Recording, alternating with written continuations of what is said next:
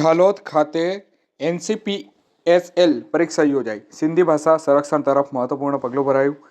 આ તારીખ 12/1/2026 સોમવારના રોજ સાંજે 4 કલાક સુધીમાં ભારતીય સિંધુ સભા ગુજરાત પ્રાંત દ્વારા BM હાઈસ્કૂલ ખાતે પરીક્ષાનું આયોજન કરાયું હતું। ભારતીય સિંધુ સભા ગુજરાત પ્રાંત દ્વારા આયોજિત NCPSL એક્ઝામ 2025-26 ઝાલોદની BM હાઈસ્કૂલ ખાતે સફળતાપૂર્વક યોજાઈ હતી।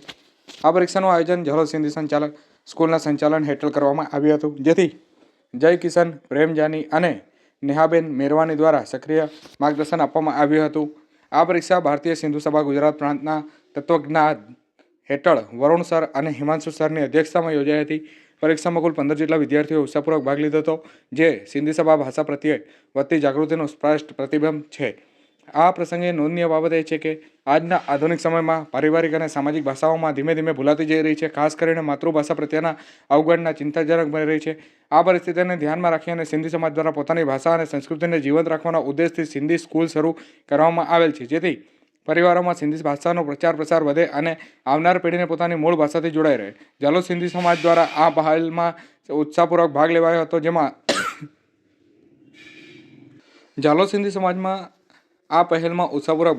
હતો, જેમાં સમાજના આગેવાનો, વાલીઓ અને કાર્યકર્તાઓનું સહકાર નોંધપાત્ર રહ્યું હતું।